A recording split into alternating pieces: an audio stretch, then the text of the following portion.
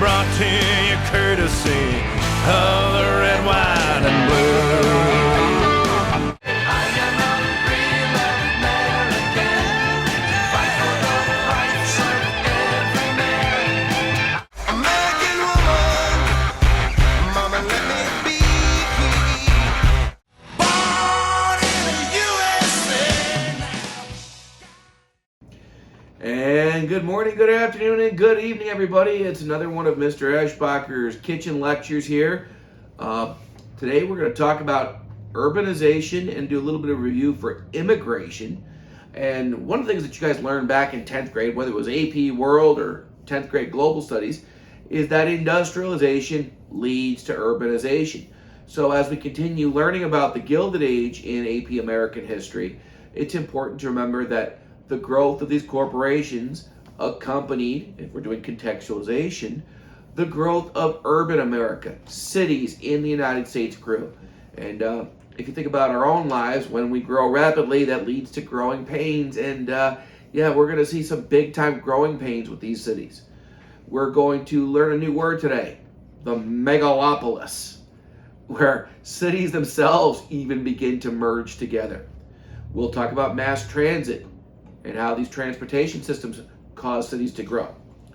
The economic and social opportunities that cities provided, as well as the disparity between the rich and the poor that was evident in cities. We are going to talk about how cities provided an opportunity for women and how they also produced some really awful living conditions in slums, tenements, something called dumbbell tenements. We'll talk about the impact of political machines and the connection with urbanization and immigration, especially for the new immigrants. Remember, during this time period, we have the new immigrants, people who came from Southern and Eastern Europe. They are different than the old immigrants, as they were called, the people who came here after the Civil War, or before the Civil War. So my crack producer, John's going to give me a graphic right about now. And let's just do a quick review talking about immigration. The old immigrants were people who came here from Northern and Western Europe. So think colder places like Ireland, think Germany.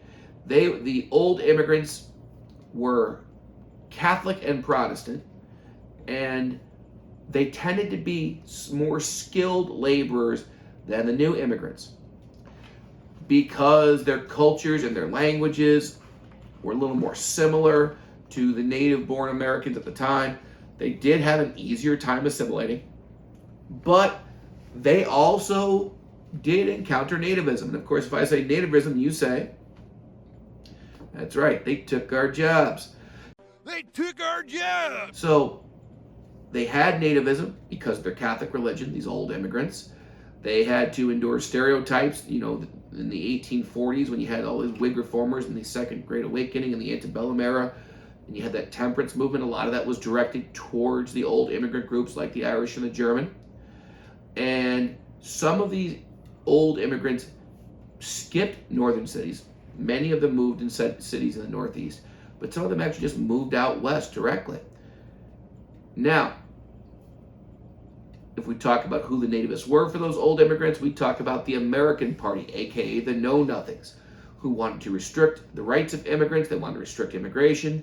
They wanted to ban immigrants from being able to vote or hold elected office, bump up the citizenship requirement to 35 years. And they actually did run in the 1850s former Whig President Millard Fillmore as a presidential candidate. They didn't really go anywhere, and ultimately some of the Know-Nothings kind of got absorbed up into the Republican Party going into the 1860 election, and had like really no influence in the party and kind of died off.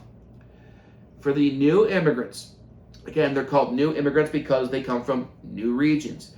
This is where you'll see Chinese immigration, where in Southern and Eastern Europe, you're going to see people coming from Greece, Italy, Russia, the Balkan Peninsula, think Eastern Europe. So you're going to see more linguistic differences. They're going to have a tougher time assimilating. You're going to see religious and cultural differences. There's still going to be Catholics, but there's also going to be a lot of Greek Orthodox, Russian Orthodox, and they're going to have a more difficult time assimilating. they also are going to tend to be the workers who get exploited in these factories because they are unskilled labor. They're going to deal with nativism, again, because they're cultural and linguistic and religious differences, but also because in the late 1800s, Americans got afraid of the anarchist movement. And then in the early 20th century, you had the Russian Revolution. In fact, when we talk about our 1920s lecture, we're going to see some specific acts of Congress passed that were designed purely to be nativistic to restrict these groups. All right, so moving along here, another topic that fits in with urbanization is art. Yeah, that's right, I said art. One of the big genres or schools of art in American history, and sometimes it's great to have art, and my crack producer John's going to give me a graphic here, a picture of what's called the Ashcan School. Now, art is a reflection of the time. Popular culture is a reflection of the time.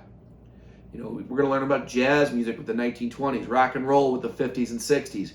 And in the late 1800s, art was a reflection of industrial, urban America. When you hear the term Ashcan School, think trash can. They were sometimes called the Apostles of Ugliness. One of the famous artists was a dude named George Bellows, and they painted scenes of urban life, ordinary things, could be shoppers at a store, could be an eviction of people from a tenement, fast-moving, kind of gritty urban life. And this is a big contrast with another art school we've learned about this year already called the Hudson River School, which, if you remember from our lectures in Manifest Destiny back in period 4 and 5, that Hudson River School focused on nature, on landscapes.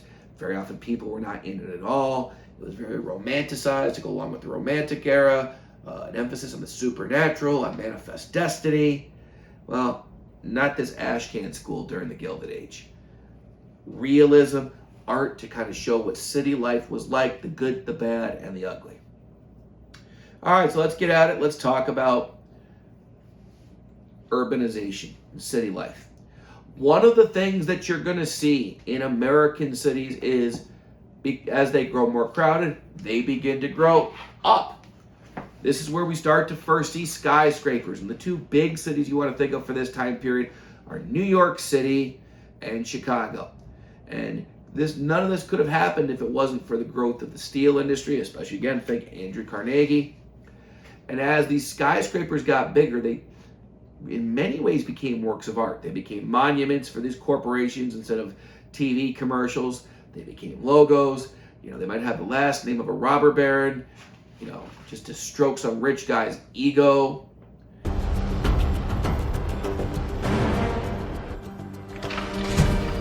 How does it look? Like Christmas, but with more me. And we are going to see these buildings. We're also going to see architects who become famous as artists. Guys like Louis Sullivan in New York City, who build these skyscrapers, these gigantic buildings. And many of these buildings become corporate flagships. Some of the more famous ones were Marshall's Department Store, Grand Central Station, built by the Commodore Cornelius Vanderbilt. Okay? We're going to see these business cards in many ways. Western Union Telegram become major headquarters, major commercial centers, because cities themselves became, you know, focal points for investment. And right now, I should be getting my crack producer John giving me some pictures like the Woolworth Building, Singer Sewing Machine Building, Manhattan Life Insurance, and the very funky Flatiron Building in New York City. Engineering became a big deal here. The Brooklyn Bridge was completed in 1883, and it truly was one of the modern marvels of the 1800s. The Brooklyn Bridge, they had to build what were called caissons, foundations for a suspension bridge, where you had a support structure here, a support structure here, and then the only thing that held that bridge up were cables. The problem was, to be able to build the Brooklyn Bridge, you had to be able to get those support structures down into bedrock. And that meant you had to go so deep under the river, so deep through the silt and the mud, that workers were dying of what was called the bends, or decompression sickness. And it truly was something remarkable. Another big piece of architecture that you find in city life during the Gilded Age was the Statue of Liberty, which was first started in 1876 as a gift from the French to celebrate our centennial, our 100th anniversary. The statue itself wasn't completed in America, put together, until 1886. And Lady Liberty, with her torch made out of shiny copper, I know it's hard to imagine that because if you see it today, it's green, well, copper corrodes, became a beacon and a symbol for the United States, especially for immigration. Now, again, with growing city life came growing pains. We should get a graphic up here right now, an image of what's called a dumbbell tenement. Tenements were buildings in cities like New York City where the landlord took already existing homes and apartments and then divided them up to cram more and more people in. So imagine if you've got a family with, say, 4 siblings besides you. Imagine if there's 5 kids, mom and dad, 7 of you. Heck, imagine if it's just you and 2 siblings, 5 of you. Now, put your family in an apartment that's half the size of our classroom. And you got nowhere to run, nowhere to hide from mom and dad. These tenements were overcrowded. They were poorly ventilated. Very often, your tenement didn't have a window. They were fire hazards. Because of the crowding, the poor ventilation, diseases like tuberculosis spread like wildfire. In fact, in New York City, they tried to pass some reforms with these tenements, and one thing was that every tenement apartment had to have a window. So what the landlords do, they would cut an air shaft, kind of like an empty elevator shaft, through the building so they could put windows in. And because of this empty air shaft, and then you had the other tenements, it actually looked like, in terms of floor plan, like a dumbbell. Okay? And these were terrible living conditions. Crime infested, again, crowded, disease riddled, fire hazards. There were 2 important people that we need to know, not just for the APUSH test, but for the Regents, when it comes to these tenements. The first was a guy named Jacob Riis. Now it's time for some new vocabulary. I need you to know this word tattooed on your forehead. Name your second-born child after him. Anytime you see the word muckrakers, you're going to see digging up. You're going to say digging up the dirt. Let's practice. Muckrakers. Digging up the dirt. So again, if I say muckrakers, you say? Digging up the dirt. That's right, digging up the dirt. Muckrakers were journalists in the late 1800s and early 1900s who did just that. They dug up the dirt. They exposed scandals, they exposed corruption to say, hey, America, what are you going to do about this? Today, we would call them investigative reporters. Now, Riis, in 1890, published what was called a photographic essay. He went around, he took pictures of the dumbbell tenements, of the slums, of the really rough neighborhoods, and he put them together in a book and said, hey, America, how can you let this happen? The other half. Now, if you're rich, the other half are poor people. If you're poor, working class, the rich are the other half. Riis made a lot of powerful friends because of what he did. And one of his most powerful friends was the commissioner of police in New York City. A guy who said, yeah, we've got to clean up the cities. A guy who, as commissioner, would put on a long trench coat and a hat and patrol the streets at night, not looking for criminals, but looking for cops who weren't doing their duty.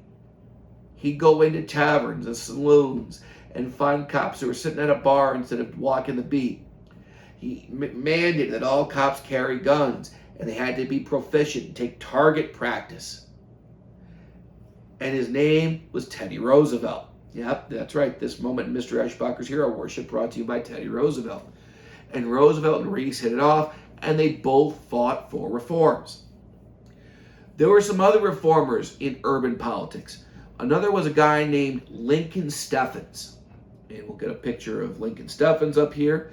Lincoln Steffens was also a muckraker. And James, if I say muckrakers, you say? Digging up the dirt. Digging up the dirt, that's right.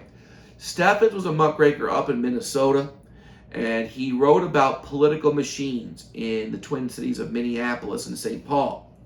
How these political machines controlled city politics through bribery, through corruption, through rigging the votes, fixing who would get contracts and government jobs.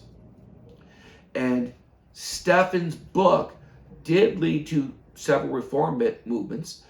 There were a group of people who would try to reform city politics called goo-goos, as in goody-goodies. But political machines would continue to be strong during this time period. Probably the most famous of which was the Tammany Hall political machine in New York City, also known as the Tweed Ring. Tammany Hall was the headquarters for the Democratic Party, and that political machine was run by boss William Marcy Tweed, Boss Tweed. They controlled contracts, they rigged the votes, and there were all kinds of stories about Tammany Hall, how on election day men would go down and vote with full beards, go to the barber, get shaved down to a mustache, go back and vote, go back to the barber, shave the mustache off, go back and vote again. In 1867, the United States purchased Alaska. A lot of real estate, right? You guys, we've talked about this before, Seward's Follies, Seward's Icebox. Alaska cost $7.2 million. That same year in New York City, a courthouse was built. The courthouse cost over $10 million because of all the bribery and corruption done by Boss Tweed and the Tammany Hall political machine. In fact, Tweed really would have gotten away with it if it weren't for the political cartoons of a guy named Thomas Nast. Nast showed what Tweed was doing. And you know, you've heard the saying before, I hope, a picture's worth 1,000 words. Nast's cartoons did a lot to eventually bring down Tweed. Now, another big focus of city life in the Gilded Age, in the late 1800s all the way into the early 1900s, was this idea of ghettos. The term ghetto refers to an area in a city, and we typically think of it as an impoverished area, where you have one predominant ethnic group. You learned about ghettos in Europe in the Holocaust. Well, in city life, pardon me, so I'm going to sneeze. Taking out the door. In city life in the late 1800s, maybe producer John can edit that out a little bit. In city life in America in the 1800s, as you had more and more immigrants coming in, they didn't know anything, they couldn't speak the language, they didn't know anybody. So what they would do is settle in neighborhoods where you had people from the same country. And not even just country, it might be from the same region of a country. So every city in America has a little Italy, has a neighborhood of different types, maybe a Chinatown. In Syracuse, New York, we have one of the most famous ghettos, or back then they were also called ethnic islands.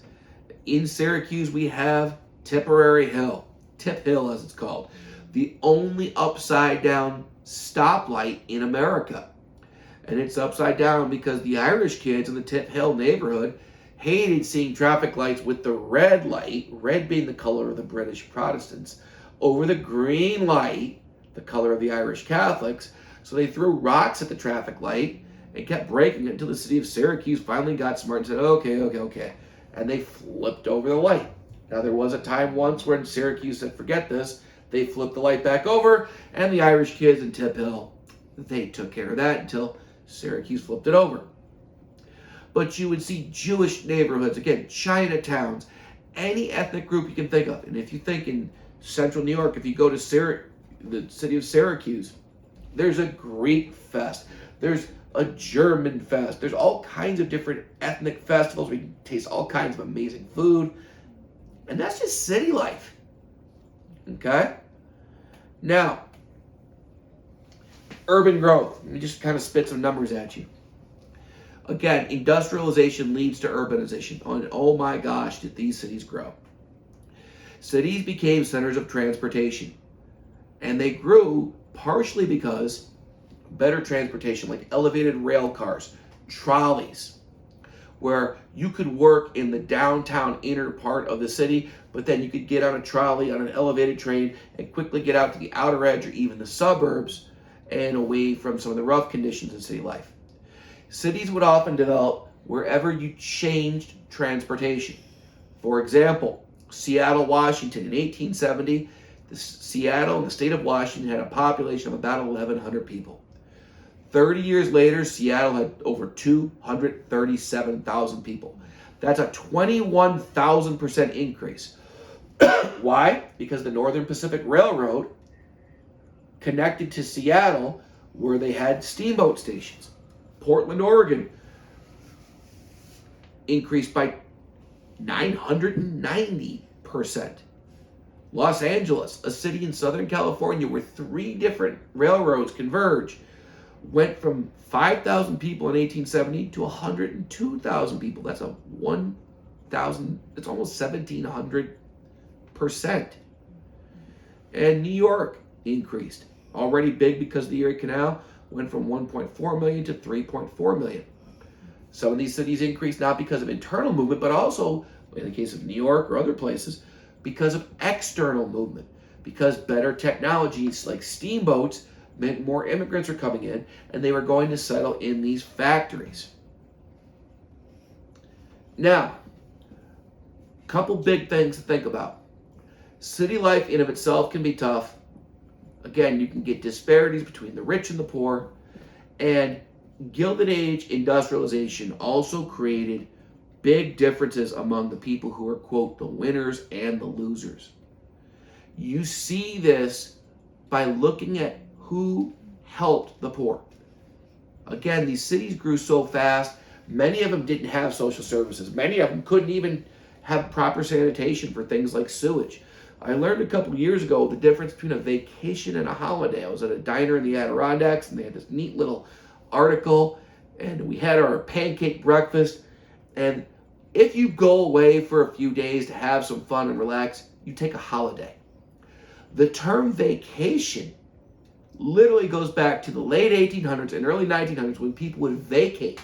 They would leave cities like New York for the summer months, go up to places like the Adirondacks, the Catskills, because cities in the summer would have all kinds of outbreaks of diseases.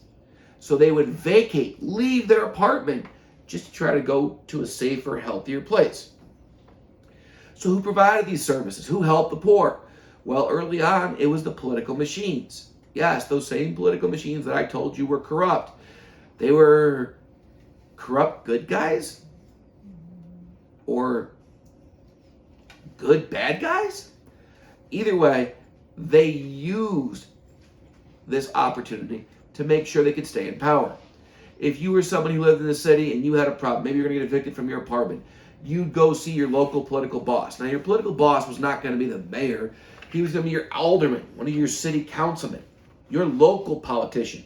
And you'd say, Boss Smith, I'm about to get kicked out of my apartment. And your political boss would write a little note and say, give this to the landlord, but don't forget who you owe this to on election day.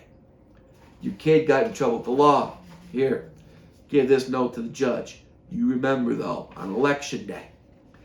Immigrants, especially, were taken care of by these political bosses. And that's one of the things that gave them power. As time went on, though, a new movement really developed. What we call the social gospel movement.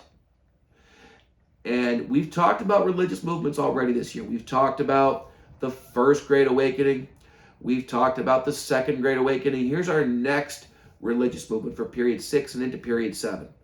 The idea behind the social gospel movement was you are your brother's keeper. As a Christian, it was your duty to help the poor. It's the opposite of social Darwinism. The idea that you have a duty, you can't just sit back and see your fellow man suffer. And a lot of this was imported during this time period. For example, you had an organization come over from Great Britain that we see every year at the local mall around Christmas time. The Salvation Army, the guys ringing the bell with the big kettle. That's a social gospel movement. The YMCA and YWCA, Young Men's Christian Association, Young Women's Christian Association, were established to help the poor, help the immigrant, help the working class. We also see the beginning of what's called the settlement house movement. And during this time period, this movement especially was led largely by women. And one of the most famous women, and these tend to be upper middle class or wealthy women, one of the most famous settlement house people was Jane Addams. Jane Addams bought an old mansion in Chicago, the Hull Mansion, and she turned it into a settlement house. And Hull House, as it was known, Hull House became incredibly famous. In one room, there'd be a kindergarten. Now, kindergarten doesn't just mean the grade before first grade. It means early childhood education. There were English language classes. There were free medical clinics. And what made Jane Addams special was, unlike some of the other settlement house workers who were rich, would go down and help people, and then before dark came, hightail it out of the inner city, Jane Addams lived at Hull House. She lived down in the rough neighborhoods. The impact of this settlement house movement would be felt for a long time. One of the roughest neighborhoods in New York City was Hell's Kitchen. Now, Hell's Kitchen was not just the site of Daredevil and guys like that, but it was also a place where a very famous woman kind of really got an appreciation for what life was like. She worked with poor families, and she got involved in politics later on, and it really shaped her. She would always become a big advocate for women's rights, to protect children, to protect workers, to protect the poor.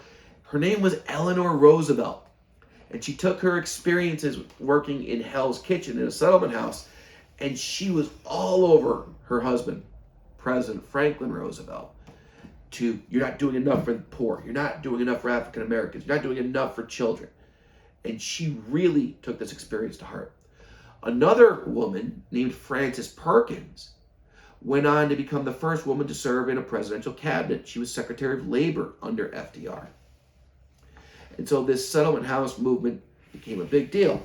Now, it wasn't all poverty and it wasn't all problems. Cities also offered a great array of life. You had department stores like Woolworths, Macy's, J.C. Penney, and Gimbel's.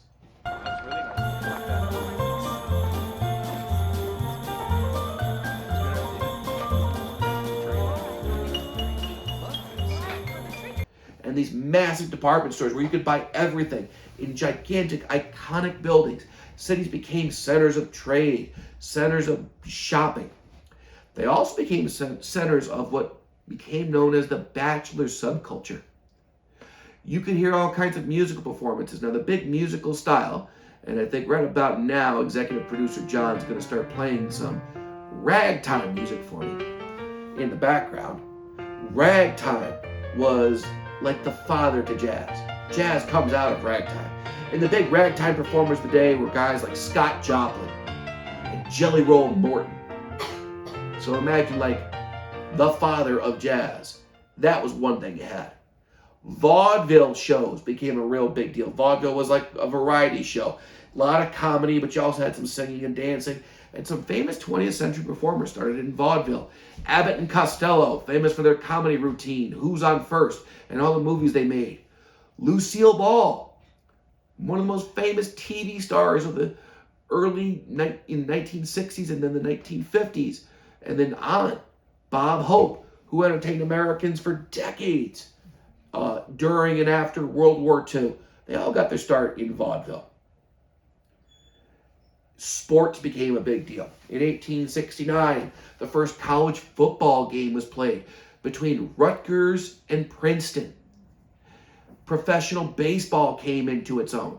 And in 1903, there was this team founded called the New York Highlanders, who didn't have a lot of success until, about 1918 or so, when they purchased the contract of this guy named Babe Ruth and became the Yankees. But professional sports were big. Bare knuckle boxing was a big deal in the cities. Something that makes MMA look like a pillow fight. And again, throughout it all, you had some of these larger-than-life personalities becoming famous. The guy who's brooding, walks the streets at night looking for criminals. Yes. No, not that. Teddy Roosevelt. But anyway, we'll talk about Teddy later on. So that's our quick spin around skyscrapers, bare-knuckle boxing, political machines. We won't have King Kong climbing the Empire State Building until later. But until then, it's time to log off and put away your chromies, homies. I'm Mr. Eschbacher saying, take it easy.